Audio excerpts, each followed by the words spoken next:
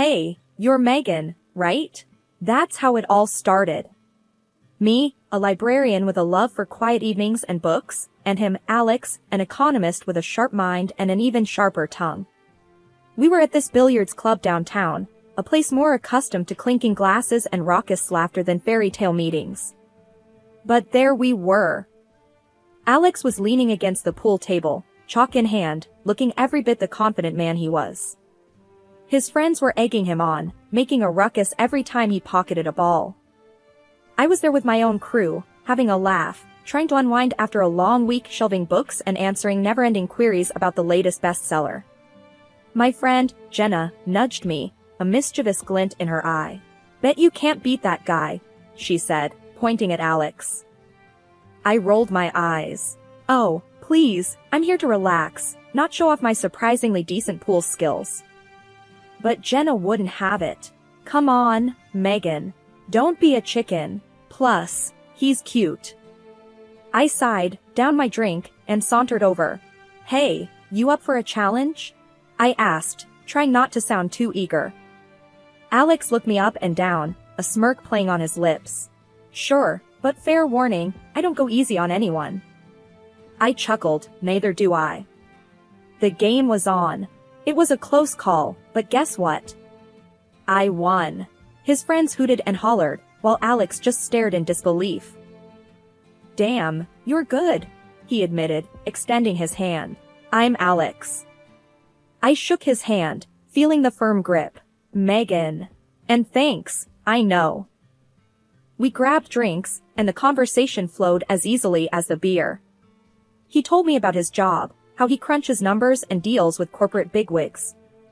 I told him about the library, the silence, and my secret love for old mystery novels. "So, a librarian, huh? That's different," he said, raising an eyebrow. "Yeah, well, I like it. Books are simpler than people," I replied, taking a sip of my drink. Alex laughed. "I can imagine. But you seem to handle people pretty well too." The evening rolled on, and before I knew it, I was agreeing to see him again. It was crazy, unexpected, but exciting. A few weeks later, he introduced me to his parents. His dad, George, was a soft-spoken man with a warm smile. His mom, Linda, was all charm and grace, or so it seemed. "Nice to finally meet you, Megan. Alex hasn't stopped talking about the girl who beat him at pool," Linda said, her voice dripping with something I couldn't quite place. I smiled, trying to keep it polite. "Well, it was just a lucky shot." "Oh, I doubt that," Linda said, her eyes sharp. "Alex isn't easily beaten." The evening passed with more small talk, a few laughs, and a sense that maybe, just maybe, this was the start of something good. If only I knew then what was lurking beneath those polite smiles and casual conversations. After a few blissful months, Alex and I found ourselves seated at his parents' dining table for a family dinner. It was supposed to be a regular evening, good food, a bit of wine, and casual conversation. But, oh, how wrong I was.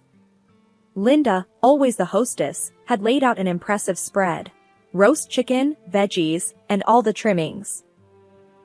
George, as usual, was quiet but had a welcoming smile. The evening started off well enough, with light banter and updates about our lives. Then, as we were digging into dessert, Linda turned to Alex, her tone casual yet loaded. "So, Alex, now that you're married, how much will you be sending us each month?" I nearly choked on my pie. Alex put down his fork, his face a mixture of surprise and discomfort. "Mom, what do you mean? Megan and I have our expenses, and we haven't really discussed." Linda cut him off, her voice sharp. "Well, you've been helping out with our bills, haven't you? It's only right you continue. After all, family supports each other." I glanced at Alex, unsure of how to react. This was new to me. Alex never mentioned any financial help to his parents. George tried to intervene, his voice gentle. "Linda, let's not discuss this at the dinner table." But Linda was relentless. "No, George, this is important. We need to know. We have our expenses, and Alex has always helped." Alex cleared his throat, trying to keep the peace. Mom, things have changed. Megan and I have our own family to think about now. I can't promise anything regular. Linda's face turned red, her eyes blazing. Changed? So, what? We're not family anymore. Is that it? You get a wife, and suddenly your parents don't matter. I was stunned. This wasn't the Linda I met a few months back. This was someone else, someone consumed by greed and anger. Mom, that's not fair. You know I care about you and Dad, but I have responsibilities, Alex said, his voice firm yet calm. Linda slammed her hand on the table. Responsibilities? To her? She pointed at me, her words like daggers. What has she done for you? We raised you, and this is how you repay us? By abandoning us for some librarian? I felt a knot in my stomach. This wasn't just about money, it was personal. I tried to speak up. Linda, I don't think. Stay out of this, she snapped. This is between me and my son. You're just the parasite who's taking him away from his family. The air in the room was thick with tension. George reached for Linda's hand, trying to calm her. Linda, please, let's not say things we'll regret. But Linda was beyond reason. Regret? The only regret here is that my son married someone who's now taking him away from his duties as a son. Alex stood up, his chair scraping against the floor. Mom, that's enough. You're being unreasonable and insulting. I won't let you talk to Megan like that. The rest of the evening was a blur. We left soon after, the sound of Linda's angry rants echoing in our ears. The weeks following that disastrous dinner were tough. Linda's words hung over our heads like a dark cloud. One Saturday morning, as we sipped our coffee, Alex broke the silence. Megan, I'm sorry about all this. I never expected my mom to go off the rails like that. I put down my cup, meeting his gaze. Alex, it's not your fault, but we can't pretend everything's fine. Your mom, she's got some serious issues with us. He sighed, running a hand through his hair. I know. I've been thinking, maybe we should lay low for a while. Avoid any family gatherings. I nodded, though a part of me felt uneasy. Avoiding the problem wouldn't make it disappear. Things took a turn for the worse when Linda started dropping by unannounced. It was like she was on a mission to find faults. One afternoon, she barged in as I was rearranging the living room. What's all this? She snapped, eyeing the new curtains and cushions. I forced a smile, just sprucing up the place a bit. Linda snorted. With what money? Alex's. I clenched my jaw. Actually, I bought these. With my own money. She scoffed, looking around with a critical eye. Must be nice, spending money on frivolous things while your husband's parents struggle. Before I could respond, Alex walked in. Mom, what are you doing here? Linda turned to him, her voice laced with accusation. Just seeing how my son's hard-earned money is being wasted. Alex's face hardened. Mom, this has to stop.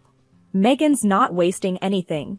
She's entitled to buy whatever she wants with her money. The argument escalated, with Linda hurling insults and Alex trying to defend me. It was exhausting, watching the two most important people in my life at each other's throats. After Linda stormed out, Alex slumped onto the sofa, his face in his hands. I don't know what to do, Megan. She's my mom, but I can't let her treat you like this. I sat beside him, my heart heavy. We'll figure it out, Alex. But we can't let her walk all over us. Maybe it's time we set some boundaries. He looked up, his eyes searching mine. You're right. I'll talk to her. Lay down some ground rules.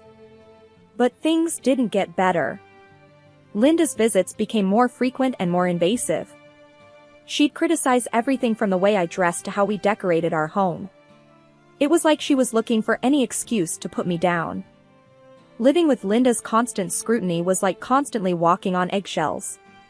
You never knew when she would strike next, and her next target was something as mundane as a new washing machine. It was a regular Saturday afternoon.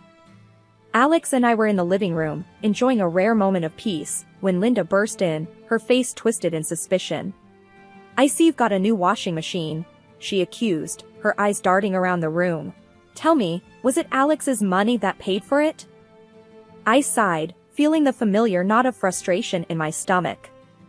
"Linda, it's just a washing machine. And for your information, I paid for it myself."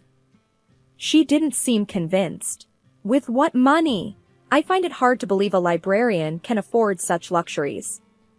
Alex, who had been quiet until now, stood up. "Mom, Megan has her own income. She can buy whatever she needs."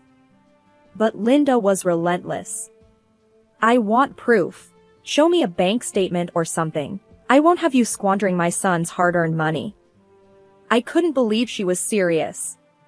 But to put an end to her ridiculous accusations, I went and fetched my bank statement. I handed it to her, my hands shaking slightly with anger. "Here, see for yourself. The washing machine was paid for with my money.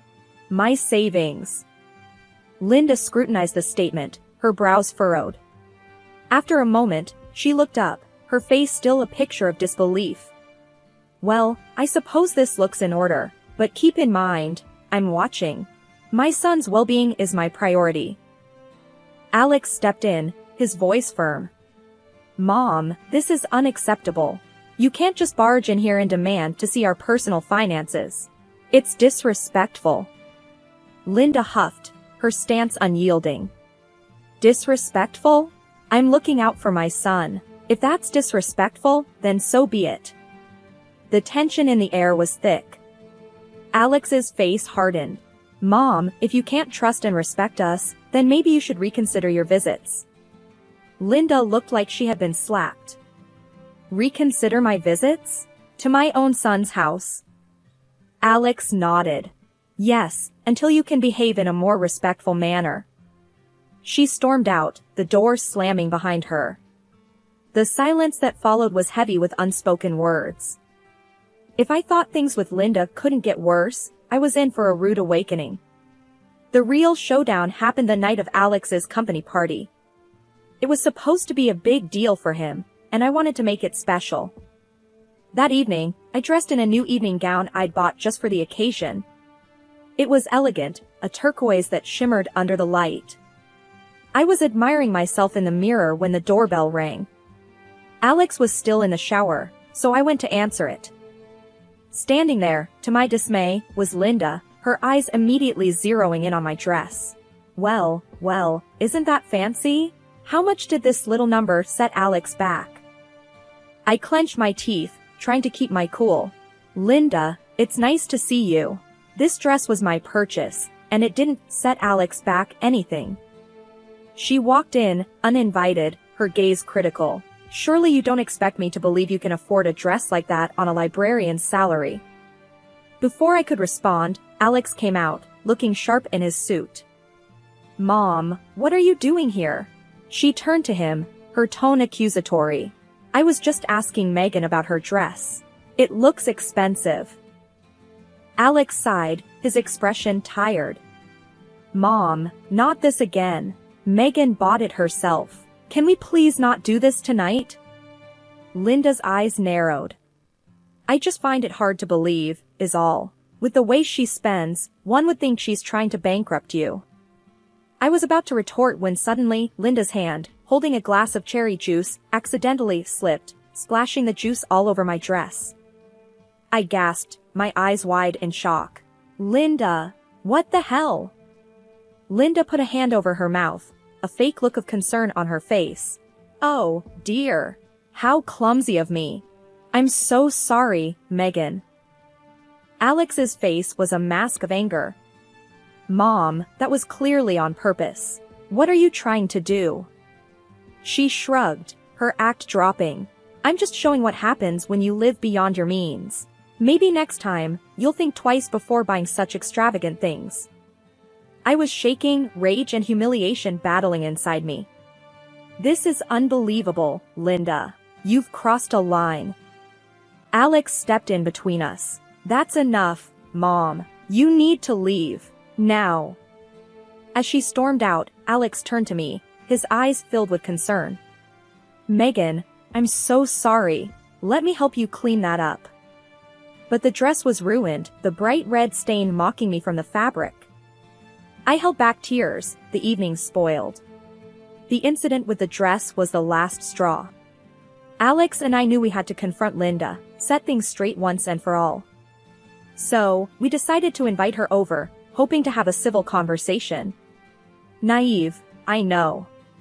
Linda arrived with her usual air of superiority. We sat in the living room, the tension thick enough to cut with a knife. Alex cleared his throat, starting what we both knew was going to be a difficult talk. Mom, we need to discuss your behavior, he began, his voice steady but firm. Linda raised an eyebrow. My behavior? I'm not the one parading around in expensive dresses, am I? I bit my lip, trying to keep my cool. Linda, this isn't about the dress. It's about respect, boundaries. You can't just barge into our lives, make accusations, and ruin our things. She scoffed. Oh, please. You make it sound like I'm some tyrant. I'm just concerned about my son's well-being. Alex interjected. Mom, what you did to Megan's dress was unacceptable. And your constant questioning of our finances, it's invasive and disrespectful. Linda folded her arms, her expression unyielding. Invasive? Disrespectful? I'm your mother, Alex. It's my right to know where your money is going, especially when it's being wasted on frivolities. That's when she dropped the bombshell. In fact, I think it's only fair that if you buy something for Megan, you should buy something of equal value for me. After all, I am your mother. I stared at her in disbelief. Are you serious? That's ridiculous. Alex was just as stunned. Mom, that's an absurd demand. We're not going to do that. Linda's face turned red with anger. Absurd? I gave birth to you, raised you, and this is the thanks I get? You choosing this woman over your own mother. Alex stood up, his anger palpable. This isn't about choosing, Mom. It's about fairness, respect. Megan is my wife, and you can't treat her like this. Linda stood up too, her voice rising. Fine. If that's how you want it, then don't expect any help from me when you need it. Don't come crying to me when this marriage falls apart because you're too blind to see what's going on. With that, she stormed out, leaving a trail of bitterness and shock in her wake. Alex and I sat there, stunned. The ultimatum she had given us was not just outrageous, it was hurtful. Alex put his head in his hands. I can't believe she said that. I don't know what to do. I reached over, taking his hand. We'll figure this out, Alex. But we can't give in to her demands. That's not how this works. He nodded, a look of determination in his eyes. You're right. We can't let her control us, dictate our lives. It's not fair to you, to us. Just when I thought things couldn't get any more strained with Linda, the universe decided to throw us another curveball. It all started on our anniversary. Alex surprised me with a beautiful diamond ring worth $10,000. It was more than just a piece of jewelry, it was a symbol of our love, something precious and personal. A week after the anniversary, Linda decided to pay us an unexpected visit. She walked in as if nothing had happened, as if her last visit and the ultimatum hadn't left a bitter taste in all our mouths. Hello, Megan, Alex, she said, her voice dripping with a forced sweetness. I just thought I'd drop by, see how you're both doing. I exchanged a wary glance with Alex. We're fine, Linda. What brings you here? She wandered around, feigning interest in the mundane, but her eyes were scanning, always scanning. It wasn't until she noticed the ring on my finger that her facade cracked. Oh, what's this? She reached for my hand, her fingers cold against my skin. A new ring? Looks expensive. Alex, who had been silent, spoke up. It's an anniversary gift, Mom. Linda raised an eyebrow. Really? Must have cost a pretty penny. I hope you're not dipping into your savings for this.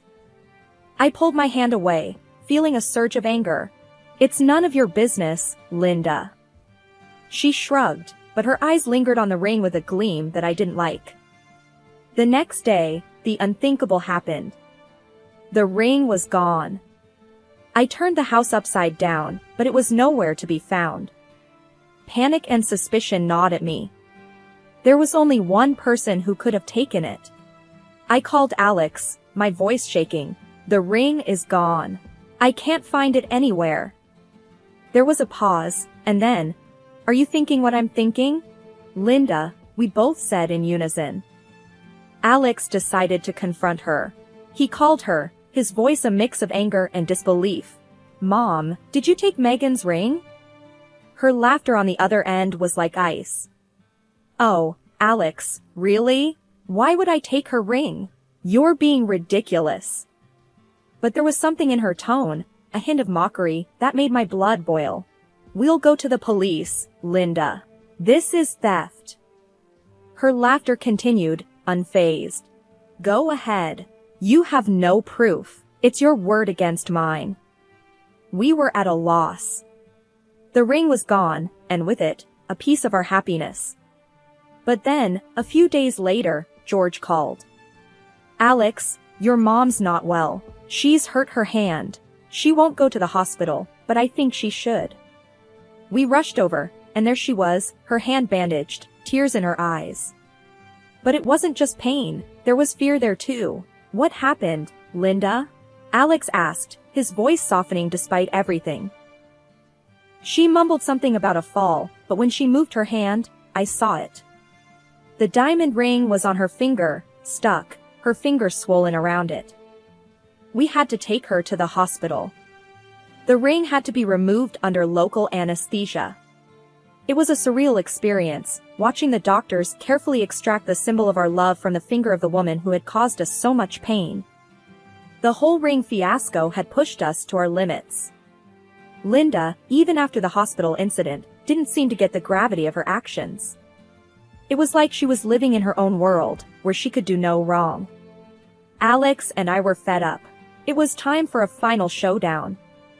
We called her over, making it clear this wasn't a friendly visit. When she walked in, there was this arrogance about her, like she still owned the place. "Sit down, Mom. We need to talk," Alex said, his voice hard. She rolled her eyes, taking a seat. "What now? More accusations?" I couldn't believe her nerve. "Accusations? Linda, you stole from us, and you act like it's nothing?" She shrugged, a smirk on her face. "Oh, come on. It was just a ring. No need to make such a big deal out of it." Alex slammed his hand on the table, his patience running thin. "Just a ring? You broke our trust, Mom. You've been nothing but trouble since Megan and I got married." Linda scoffed. "Trouble? I'm the victim here. You've changed, Alex. This woman has changed you." That did it. I was seething. "This woman has a name, Linda. And I'm sick of your crap. We've been nothing but patient with you, but you just keep pushing and pushing." Alex nodded, his expression stern. "We're at the end of our rope, Mom. We're not going to sit back and let you walk all over us.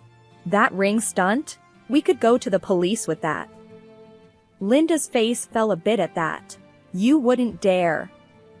"Try us," I shot back. "You need to change your attitude, Linda, or else we're done. No more visits, no more calls. Nothing." She looked at us, finally realizing we meant business. "You're bluffing." Alex stood up, his decision clear. "No, we're not. This is your last chance, Mom. Shape up, or we're cutting you out of our lives." Linda stood too, her face a mix of anger and disbelief. "Fine. If that's how you want it, then have it your way. But don't come crawling back to me." With that, she stormed out, slamming the door behind her. Alex and I just sat there, the silence heavy. In the weeks that followed, we stuck to our word. No calls, no visits. It was tough, especially on Alex, but it was necessary. We needed peace, a break from the constant drama and disrespect. It wasn't an easy decision, but it was the right one. We had to protect our marriage, our sanity. And sometimes, that meant making tough choices, even if it hurt.